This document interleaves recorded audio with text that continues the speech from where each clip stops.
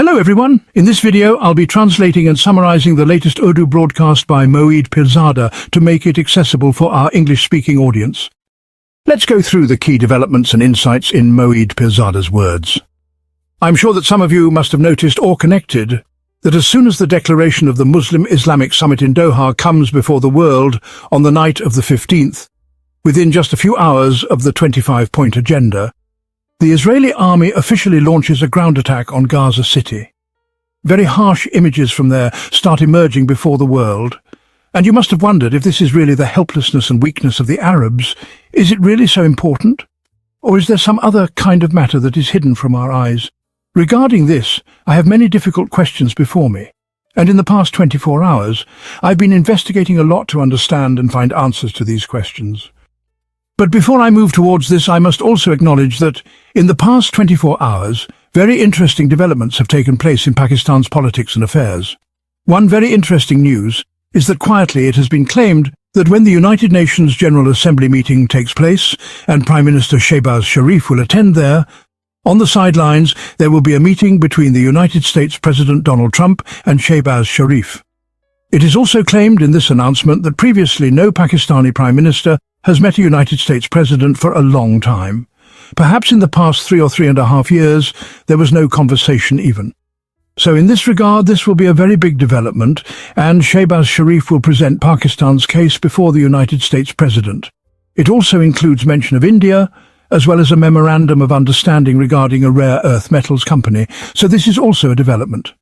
Similarly, another very interesting development in the past 24 hours is, well, I will explain more details and analyze its significance, especially at a time when Nawaz Sharif has fled Pakistan to London and Dr. Shahbaz Sharif is continuously claiming that he will also visit America. Combining these two, what significance does it hold? I will comment a bit more on this later.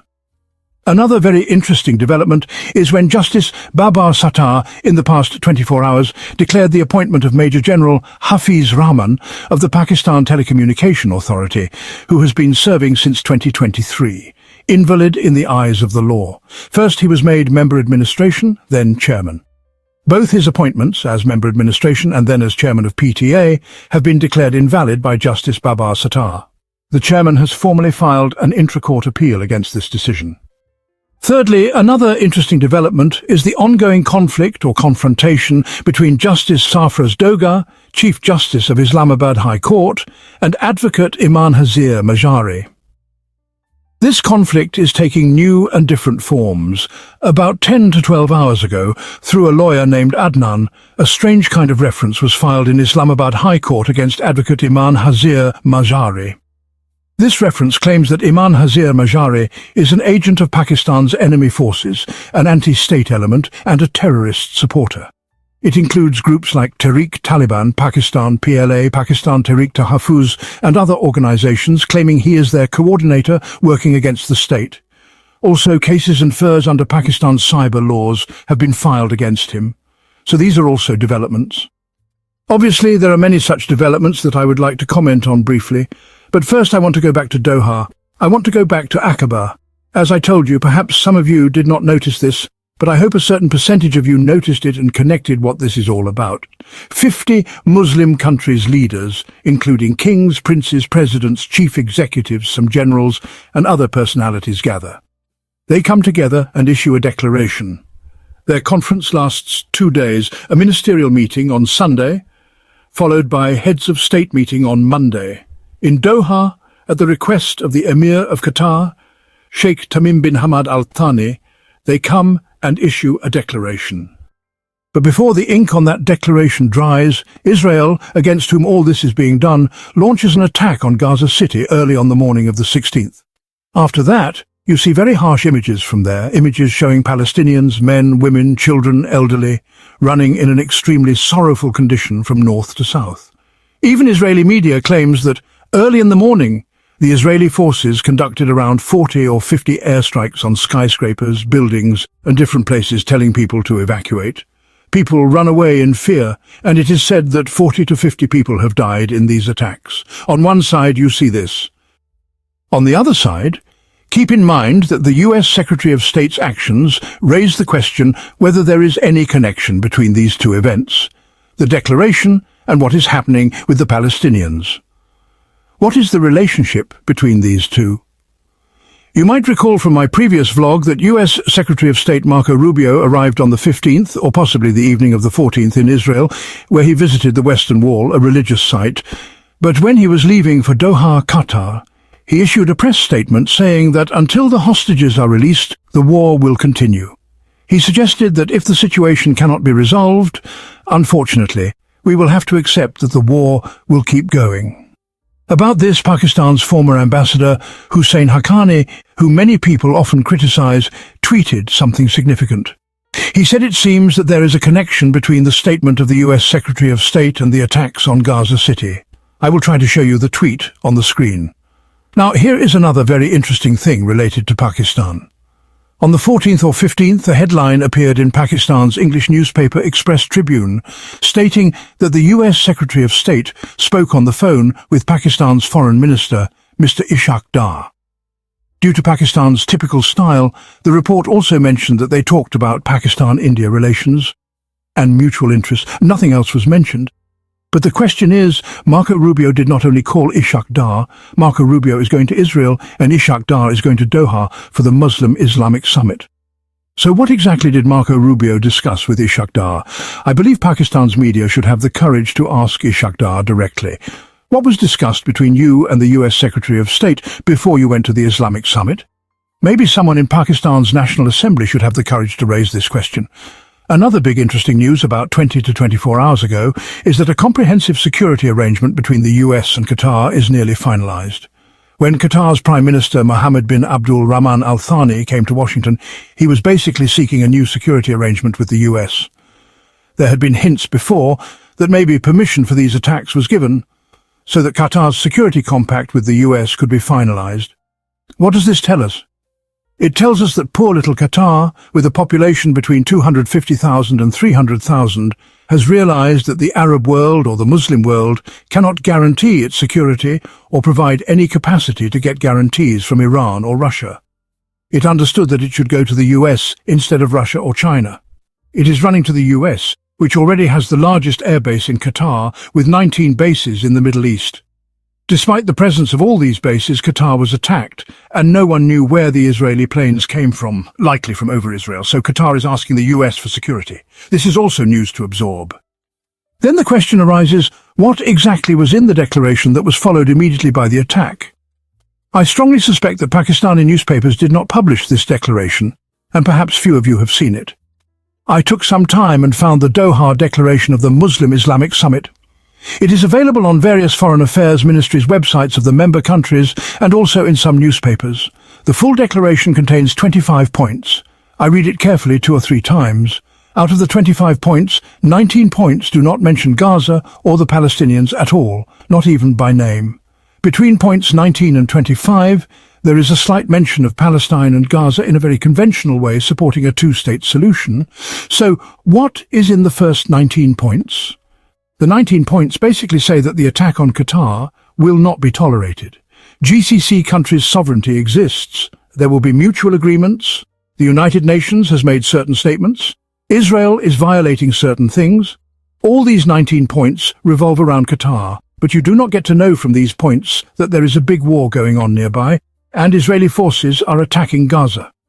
From point 19 to 25, conventional statements say that there should be a two-state solution.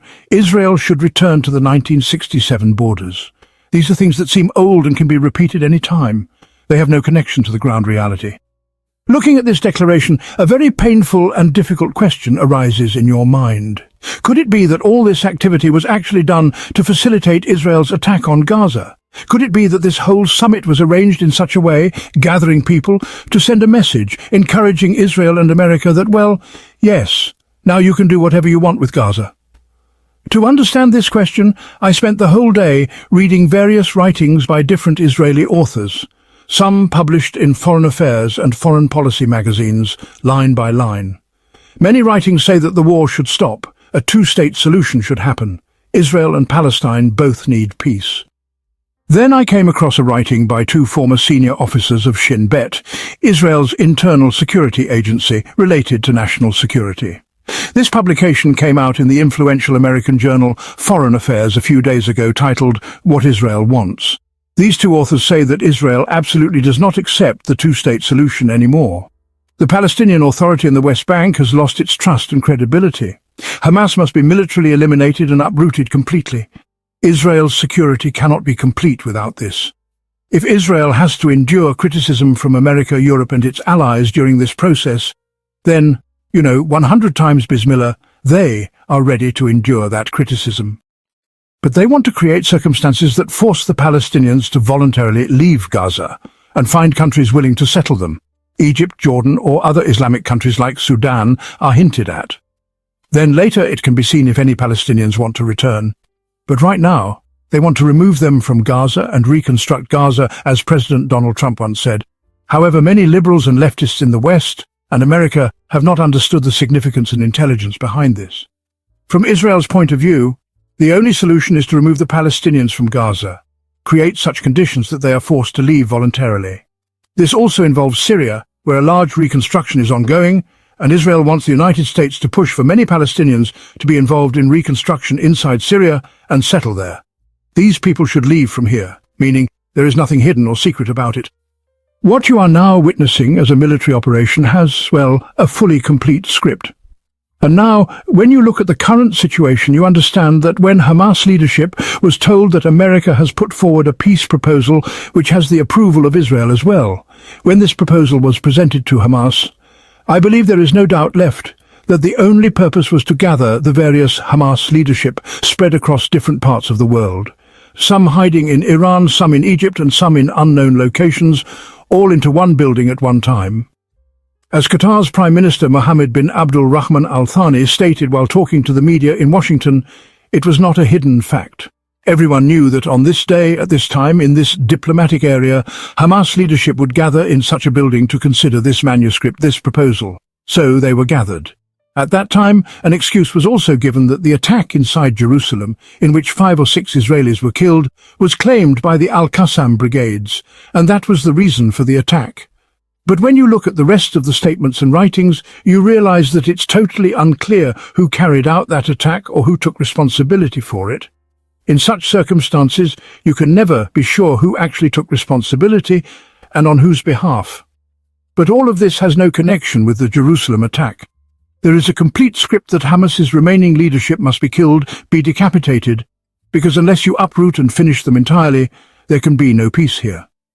So there is a full plan to eliminate them, and a decision has already been made.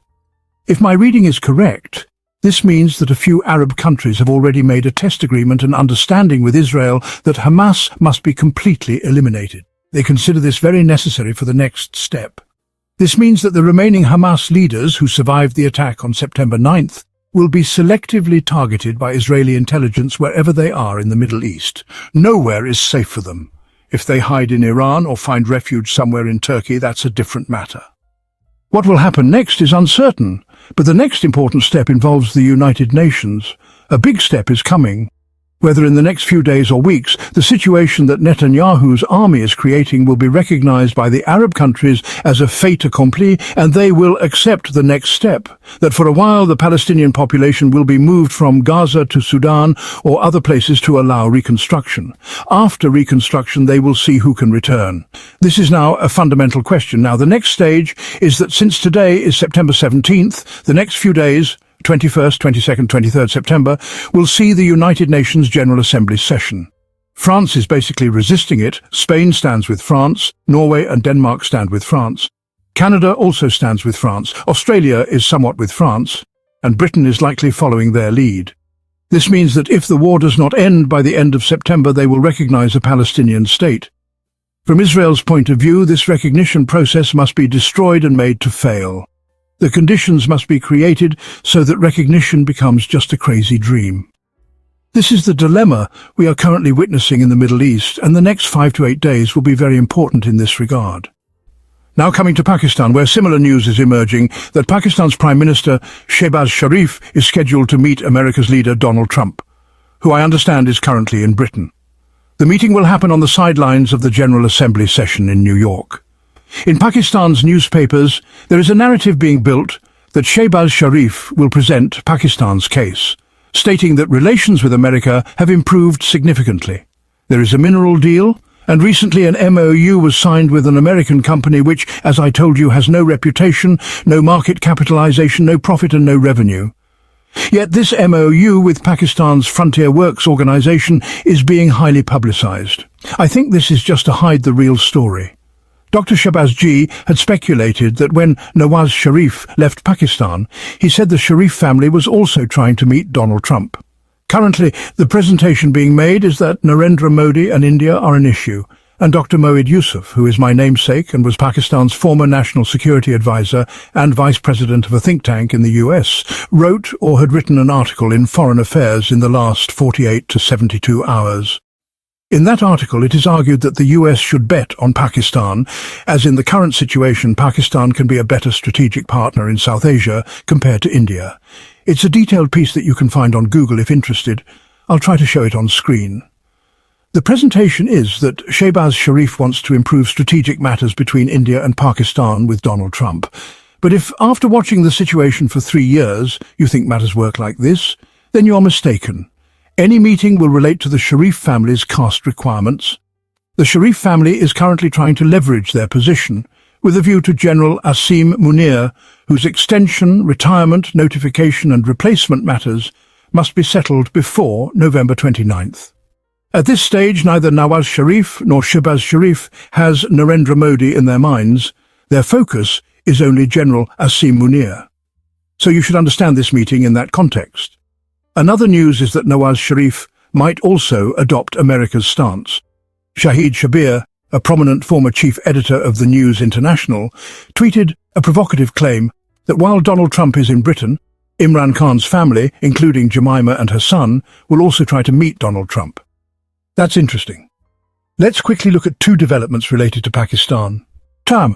First, Justice Baba Sattar, within the last 24 hours, invalidated the appointment of Major General Hafiz-ur-Rahman as chairman of the Pakistan Telecommunication Authority. He had earlier written a 90 to 99-page decision. The elevation of the general from member administration to chairman of PTA was declared invalid. The general filed an intra-court appeal, and I don't think Baba Sattar can remove him, given Pakistan's situation. This shows a continuing challenge that Sharif-Trump Asim regime faces, not just from Imran Khan and PTI, but also from other quarters. The second development is quite strange. Imam Hazir Mazari has now become such a feared figure that a reference has been filed against him, accusing him of working with anti-state elements including Tehreek-e-Taliban Pakistan and Pashtun Tahaffuz movement, allegedly working against Pakistan's institutions and the military. You know well the harsh language used by Chief Justice Sarfraz Dogar against him and his stance. Imam Hazir Mazari is brave and has argued strongly. Earlier, he said the CCTV footage related to his case was missing, and he filed a petition. The Harassment Committee of Islamabad High Court, headed by Justice Saman Rafat Imtiaz, was removed by the Chief Justice. Then, Imam Hazir Mazari filed an application with the Supreme Judicial Council, and recently a second application stating the removal of Justice Saman Rafat Imtiaz was unconstitutional and done in the Chief Justice's interest. Clearly, the Chief Justice is a crucial figure in the current regime. He will not allow the regime to fall, but like the decision of Baba Sattar, the ongoing conflict with Imam Mazari shows that Sharif-Trump Asim regime still faces challenges, so whoever thought their challenges were over is mistaken. The challenges keep growing. That wraps up our translation of Moeed Pirzada's video. I hope this English version helped you understand his message better. Please like, share and subscribe to Awami Lens to help our community grow. Don't forget to leave a comment below and let me know what you thought of this effort.